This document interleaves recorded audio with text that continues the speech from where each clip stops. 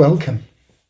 There are some really good children's stories which offer profound insight when we're thinking about grief. And I've recently been given a book by Charlie Mackesy called The Boy, the Mole, the Fox and the Horse, which recognises that many stories are good for people of any age, whether you're 80 years old or 8.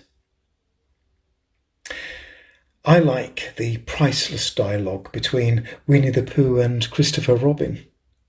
I love this one particularly.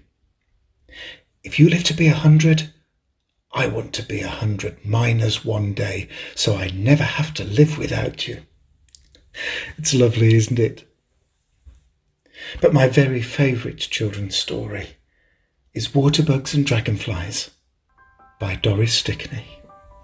Down below the surface of a quiet pond lived a little colony of waterbugs. They were a happy colony, living far away from the sun. For many months they were very busy, scurrying over the soft mud on the bottom of the pond. They did notice that every once in a while one of their colony seemed to lose interest in going about with its friends. Clinging to the stem of a pond lily, it gradually moved out of sight and was seen no more. "Look," said one of the waterbugs to another. "one of our colony is climbing up the lily stalk. Where do you suppose she's going?" Up, up, up she went, slowly. Even as they watched, the waterbug disappeared from sight. Her friends waited and waited, but she didn't return. "That's funny," said one of the waterbugs to another. "Wasn't she happy here?" Asked a second waterbug. "Where do you think she went?" Wondered a third. No one had an answer. They were greatly puzzled. Finally, one of the waterbugs, a leader in the colony, gathered his friends together. "I have an idea. The next one of us who climbs up the lily stalk must promise to come back and tell us where he or she went and why." "We promise," they said solemnly. One spring day, not long after, the very waterbug who had suggested the plan found himself climbing up the lily stalk. Up, up, up he went. Before he knew what was happening, he'd broken through the surface of the water and fallen onto the broad green lily pad above.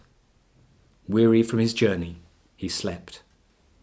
When he awoke, he looked about with surprise. He couldn't believe what he saw. A startling change had come over his old body.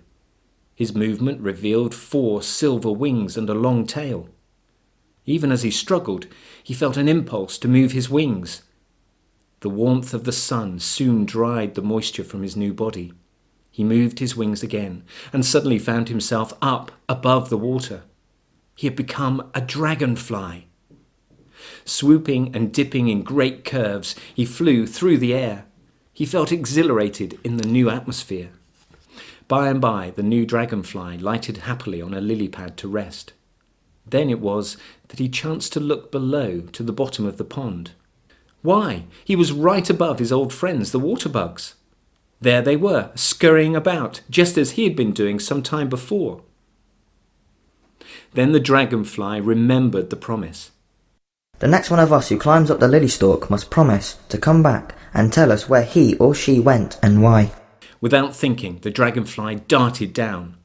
Suddenly, he hit the surface of the water and bounced away. Now that he was a dragonfly, he could no longer go into the water. "I can't return," he said in dismay. "I tried, but I can't keep my promise. Even if I could go back, not one of the waterbugs would know me in my new body. I guess I'll just have to wait until they become dragonflies too. Then they'll understand what happened to me and where I went."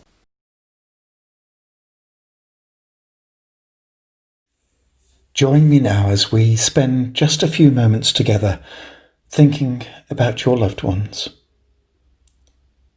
"The fox never really speaks," whispered the little boy. "No," said the horse. "It's just lovely that he's with us."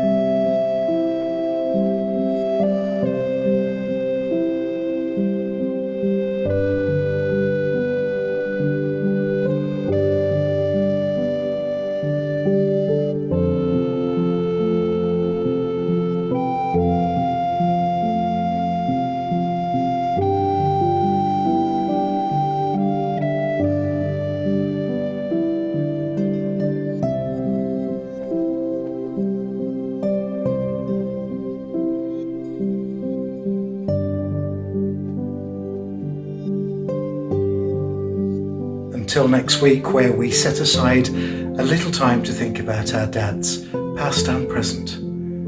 Farewell for now.